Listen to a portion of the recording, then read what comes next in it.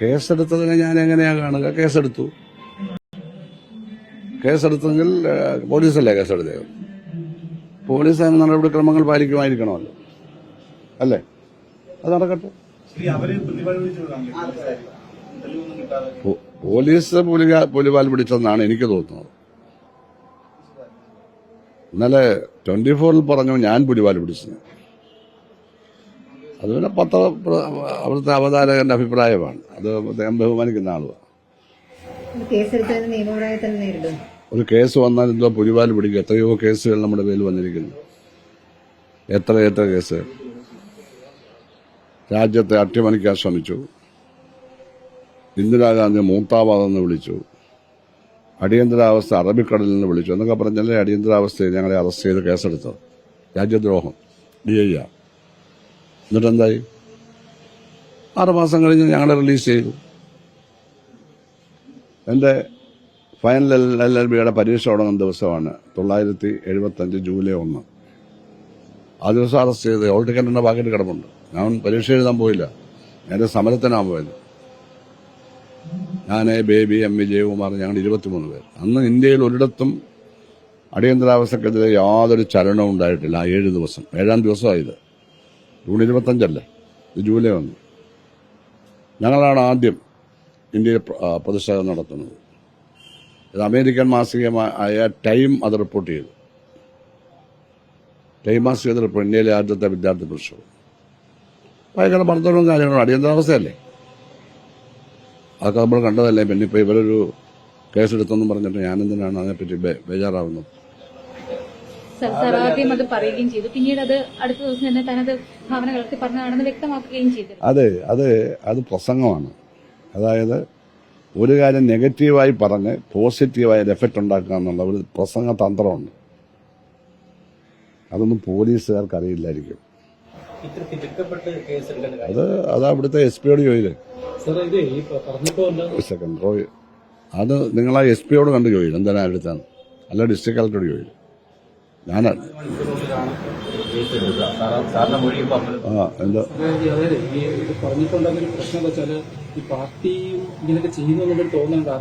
ഇല്ലില്ല, പാർട്ടി അങ്ങനെ ചെയ്യുന്ന ഒരു തോന്നലും ഉണ്ടാവില്ല. കാരണം അങ്ങനെ സംഭവമില്ല. ഞാൻ ആരെയും വിളിച്ചിട്ടില്ല, ഒരാളുടെ സഹായം തേടിയിട്ടില്ല, ഒരു പോലീസിന്റെ സഹായം തേടിയിട്ടില്ല, ആരുടെ സഹായം ഞാൻ തേടിയിട്ടില്ല. ഞാനിവിടെ തന്നെ ഉണ്ടായിരുന്നു. എന്നെ പലരും വിളിച്ചു, അഭിഭാഷകർ മൊത്തം എനിക്ക് പിന്തുണ. പാർട്ടിയിൽ ആരും എന്നെ വിളിച്ചില്ല, ഞാനും വിളിച്ചില്ല എന്ന് ഞാൻ പറഞ്ഞു. ഞാൻ ആരെയും വിളിച്ചില്ല, പിന്നെന്തിനാ എന്നെ വിളിക്കുന്നു? അഭിഭാഷക സമൂഹം കേരളം മൊത്തം എനിക്ക് നല്ല പിന്തുണയാണ്. ജസ്റ്റിസ് കമാൽ പാഷ വരെ പറഞ്ഞത് അസംബന്ധമാണ്, നിലനിൽക്കത്തില്ല. ഒരു ജഡ്ജിയല്ലേ അദ്ദേഹം. അത് എല്ലാവരും വിമർശിക്കുന്ന ആളാണല്ലോ പൊതുവെ. അത് അങ്ങനെയാണല്ലോ പറഞ്ഞത്.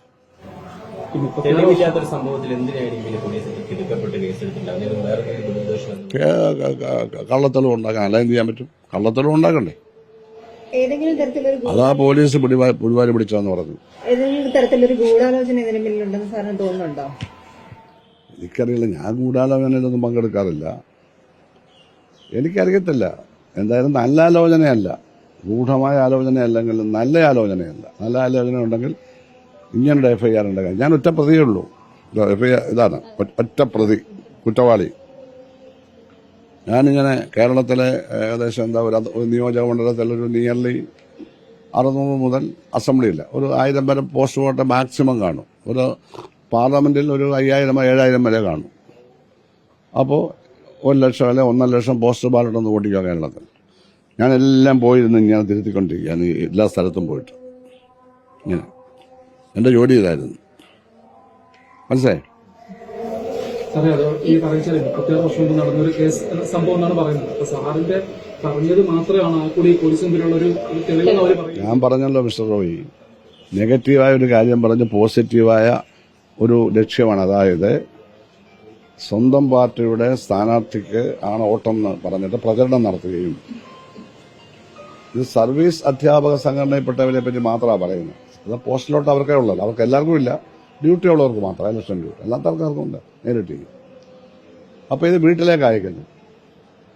വീട്ടിലേക്ക് അയച്ചു കഴിഞ്ഞാൽ അത് പൊട്ടിച്ച് വോട്ട് ചെയ്യുമ്പോൾ വീട്ടുകാരെല്ലാം അറിയുന്നുണ്ട്. അവർ പരസ്പരം ചർച്ച ചെയ്ത് വോട്ട് ചെയ്യാറുണ്ട്. അപ്പം നമ്മൾ പോളിംഗ് ബൂത്തിൽ പോയി വോട്ട് ചെയ്യുന്ന ആ സീക്രസി ഇതിനില്ല. സീക്രസി ഉണ്ട്, പക്ഷെ സീക്രസി ലിമിറ്റഡ് ആണ്.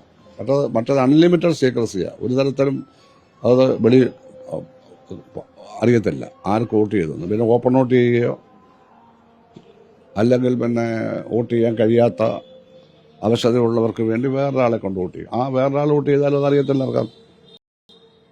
ഓപ്പൺ വോട്ട് ചെയ്തെങ്കിൽ മാത്രമേ അത് വളരെ അപൂർവമല്ലേ. അപ്പോൾ അത് 10% സീക്രസിയാണ്. ഇത് 10% ഇല്ല. പോസ്റ്റലിൽ അയക്കുന്ന വോട്ട് പോളിംഗ് ബൂത്തിൽ പോയി ചെയ്യല്ലല്ലോ. അപ്പോൾ അത് വോട്ട് ചെയ്ത ആളിൻ്റെ കയ്യിലിരിക്കുന്ന വോട്ടല്ല. അത് എൻ്റെ കയ്യിൽ എങ്ങനെ വരുന്നത്? അത് എൻ്റെ കയ്യിൽ എങ്ങനെ വരും? എന്നെ ആരെങ്കിലും ഏൽപ്പിച്ചോ? അങ്ങനെ ഏൽപ്പിക്കുന്ന കുറ്റകരമല്ലേ വേറൊരാളെ? ഇങ്ങനെ ഒത്തിരി വശങ്ങൾ അവർ ഇത് ചർച്ച ചെയ്യണ്ടേ? ഞാൻ എന്താണ് പ്രസംഗത്തിൽ ഉദ്ദേശിച്ചത് എന്ന് തഹസിൽദാരെ കളക്ടർ അയച്ചു.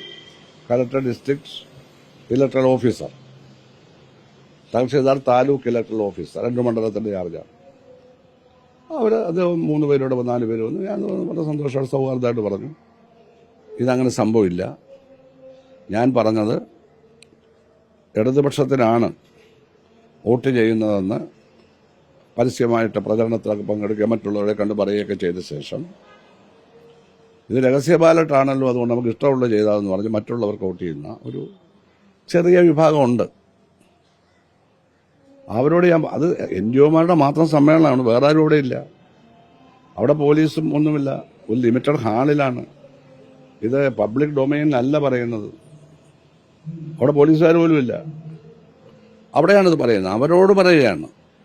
അല്ല മറ്റു പബ്ലിക്കിനോടല്ല പറഞ്ഞത്. ഈ ഇങ്ങനെ മാറ്റി ചെയ്യുന്ന ഉള്ള അവിടെ ഇവിടെയുള്ള ഒരു സംഘടനയിൽപ്പെട്ട പൂർവ്വകാല പ്രവർത്തകരോടും പ്രധാന നേതാക്കന്മാരോടുമാണ് പറയുന്നത്. അപ്പോൾ എന്നോട് സ്റ്റേജിൽ നിന്ന് പറയുകയും ചെയ്തു, ഇങ്ങനത്തെ ആരോപണമുണ്ട് സാറേ, കുറേ കാലമായി, സാറൊന്ന് പറഞ്ഞേക്കണമെന്ന് പറഞ്ഞതേ പറ്റി. ആ പ്രസംഗമെല്ലാം കഴിഞ്ഞിട്ടാണ് ഞാനിത് പറയുന്നതെന്ന് എൻ്റെ ഓർമ്മ. അതിങ്ങനെ പറഞ്ഞതുകൊണ്ടാണ്. അപ്പം ഞാനിത് പറഞ്ഞു, ആരും അറിയത്തില്ലെന്ന് ധരിക്കണ്ട, ഇതൊക്കെ പൊട്ടിച്ച് ആവശ്യമായിട്ടുള്ള ഭേദഗതി വരുത്താറുണ്ടോന്ന് ഇങ്ങനെ പറഞ്ഞു. അപ്പം എല്ലാവരും ചിരിച്ചോണ്ടാണ്, ഞാനും ചിരിക്കുകയാണ്, മനസ്സിലായില്ലേ? അങ്ങനൊരു സംഭവം ഇല്ല എന്ന് ഞാൻ പിന്നീട് പറഞ്ഞു. വേണ്ട, ഞങ്ങളുടെ ആഫീസിൽ ഇങ്ങനെ പരിപാടിയില്ല എന്ന് ജില്ലാ സെക്രട്ടറി നാസർ പറഞ്ഞല്ലേ, സ്ഥാനാർത്ഥിയായ ദേവദാസ് പറഞ്ഞല്ലേ, ഇങ്ങനൊരു സംഭവം എനിക്ക് വേണ്ടി ആരും ചെയ്തിട്ടില്ല. പിന്നെ എന്താ വേണ്ടത്? നീ എന്ത് തെളിവാ വേണ്ടത്? ഞാൻ പറഞ്ഞു, ഇവർക്ക് ഇനി എന്ത് തെളിവാ വേണ്ട? ആരുടെ ഇവരൊന്നും പറഞ്ഞത് ഉത്തരവാദിത്തം ഇല്ലാതെയാണോ?